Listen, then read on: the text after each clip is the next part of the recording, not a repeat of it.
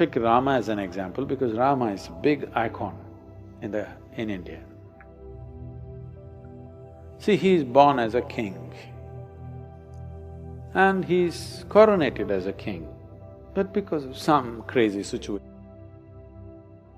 he's forced to go and live in the jungle with his new bride, a young woman he marries. She's a princess. He's made to live in the palace, but now with this young woman, he goes and lives in the jungle. So today in some stupid movie, they may show you scenes of how she's floating around in the jungle. No, you go and live in the jungle.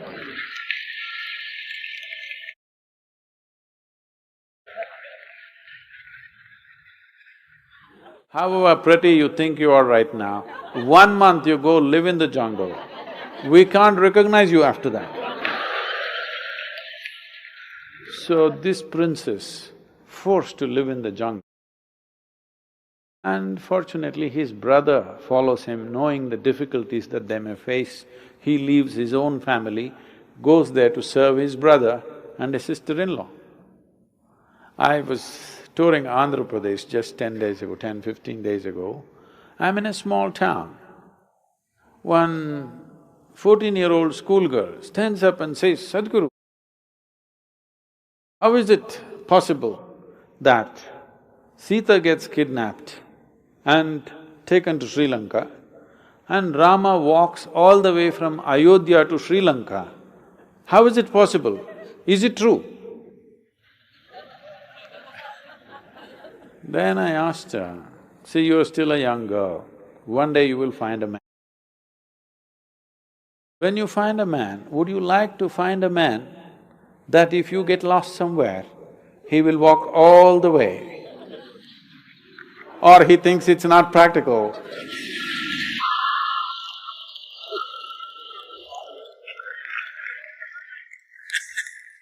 And find a girl next door.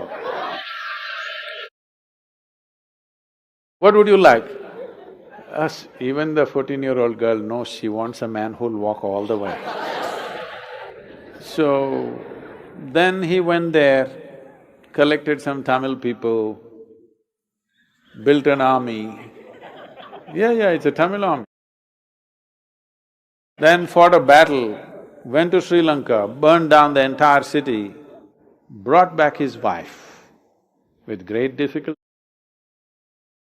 In the process, he lost many people who were dear to him, but he brought back his wife. But political pressure became so much, he had to put her through kind of a fire test, whatever, of the day. Then he made her his queen and started ruling the nation. Again, some political situations forced him. She was pregnant. At that time, he had to again send her back to the jungle. No sonogram. So he does not know whether it's a boy or a girl or boys or girls, what. She goes into the forest and delivers 2 boys, twins. Unknowingly, not knowing that they are his children, he fights a battle with them. He could have killed them, not knowing they are his children. If you somehow, so happened by accident, you killed your own children, can't be a worse tragedy in your life, isn't it? Terrible thing to do. He almost got close to it, he almost killed them, but fortunately they did not die in the battle. And then she died in the jungle, never again saw his face. You call this a successful life? I am asking you, you call this a successful life? No. But we worship him not because he was a super success of the day. Any one of these events happened in your life, most people would be broken, bitter for the rest of their life. No matter what happened, he never became bitter. He never became angry. He never became hateful. He took all the action that he had to take. He fought battles, but never got angry, never became hateful, never became bitter in his life. Though what life threw at him was one tragedy after another, he remained above it. And we worship that because essentially in your life, this is all it is. What the world will throw at you, it is not 100% your choice. To some extent we can control, that's about it. World may throw anything at you, we don't know what it will throw at you. It may throw disease at you, it may throw death at you, it may throw bullets at you, it may throw shame at you, it may throw all kinds of things. But what you make out of it is 100% yours. Now, this one thing, if you take charge, no matter what world throws at you, you will turn it into your well-being. Then, where you go, what kind of situations you live, whether you go to heaven or hell, doesn't matter because whatever is thrown at you, you know you will turn it into well-being. This quality is what we are worshipping. This quality is what is worth worshipping because this is true with every one of us. If world throws nastiness, you will become nasty.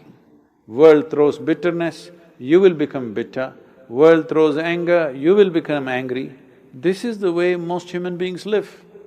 Because he lived above that, we said he is godlike. But what happened in their life, the physical events of their life, if you look at it, it's one big tragedy. At the age of 32, you got nailed, had a terrible death. You call that a successful life? No.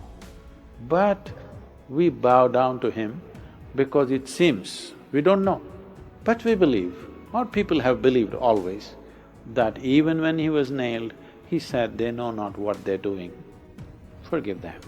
For that we bow down to him, not because he got nailed. Because getting nailed is not a successful life, isn't it? But even if you nail him, he did not lose his quality. That we bow down. So that's all that matters to us, whether they existed or not. That they are an inspiration for you. Whether everything that's said about them is true or not, even this is not your problem. You're not a historian, all right? You just need some icon to move towards a better way of existing for yourself, that's all. What does it matter? Krishna did not exist, Jesus did not exist, what does it matter to you? 2000 years ago, whether a man lived or did not live, or it's just a figment of somebody's imagination, what does it matter? It is the quality that matters, isn't it? We recognize these qualities as great qualities, in some way trying to emulate them to whatever extent one can. That's what we're looking.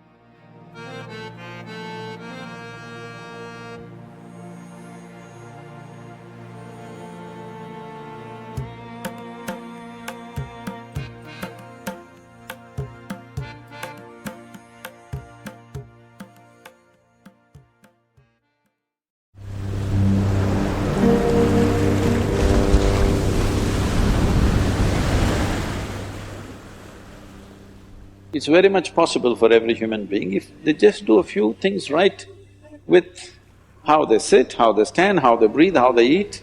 If they just take care of a few things, a simple process, every human being is capable living in a very energetic way throughout their life.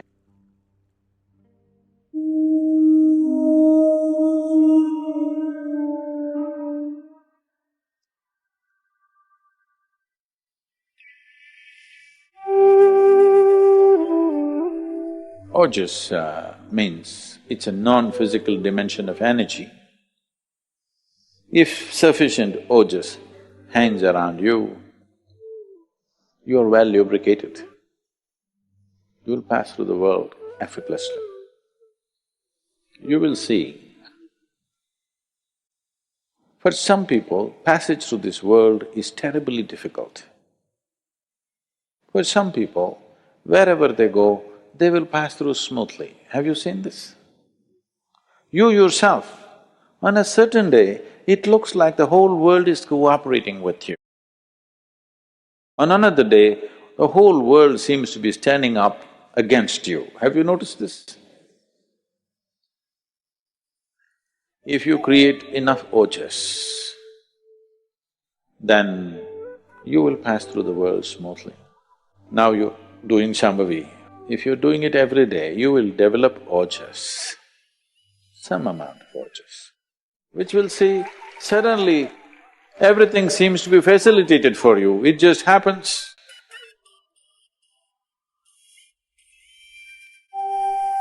If you generate sufficient ojas to wrap every cell in your body with this, well, you will not only be healthy, you will be bouncing healthy. It could greatly reverse the aging process, which we have in many ways documented through various scientific research and medical universities recording this. But above all, well, I'm the living proof that health is not something that you worry about, health is not some kind of diagnostics for you that you are healthy. It is a way of keeping life in an overflowing sense of exuberance.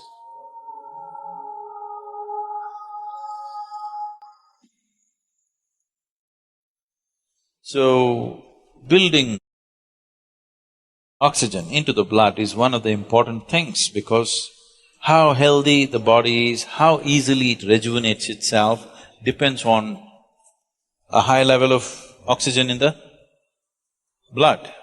And that capability will go down, particularly women have to be careful on this because of the biological process, that their hemoglobin content may go down and their ability to carry oxygen in the blood will come down, which will make them unnecessarily exhausted, will make them look unintelligent.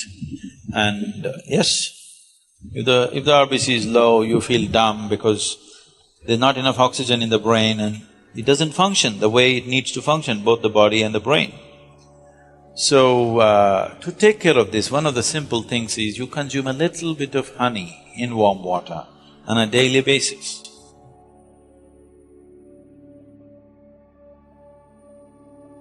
And you will see slowly the RBC content will go up.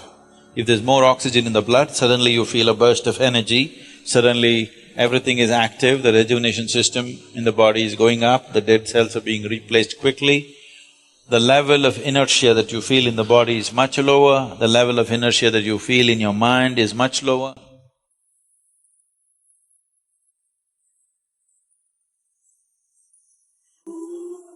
What the neem does to your system? Well, in more tangible terms, one immediate thing it will do is, it will keep your alimentary tract clean. So within this alimentary tract, there are a whole host of microorganisms. Many of them have turned friendly to us. We are living because of them, we are able to digest food because of them. Many functions in the body happen because of them. But still there are many who are harmful to us. The uniqueness of neem, especially when it is taken along with turmeric, if these two things go together, largely those things which are not necessary for the body, those things which can harm the body, any kind of parasital life which is there, all these things get eliminated.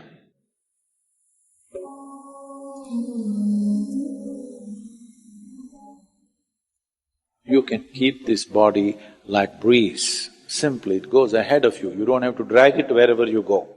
It must float ahead of you. You can keep it like that with a little bit of yogic practice, very little, I'm saying. If you invest 20-30 minutes a day upon your well-being, you can do this, just putting the right kind of fuel. I'm not telling you eat this way, eat that way, just experiment and see, all right? Just experiment and see. Tonight if you go, instead of eating whatever cooked food, just eat fruits and see, tomorrow morning you will not need an alarm bell, you will wake up before the alarm bell. What you should do is, Today you start 10% natural food, fruits, vegetables, whatever. Tomorrow make it 20%, 30%, like this. In 9 days you reach 100%. Then you bring it down. Stay in 100… if you have any physical ailment, stay there for 5 to 7 days. If you're a healthy person, stay there for 1 or 2 days and then cut it by 10% every day, bring it down to 50% and hold it there and see. For most people, it'll work at its best. If you want little more or less, you can adjust it accordingly. This is something you have to find your own rhythm within yourself.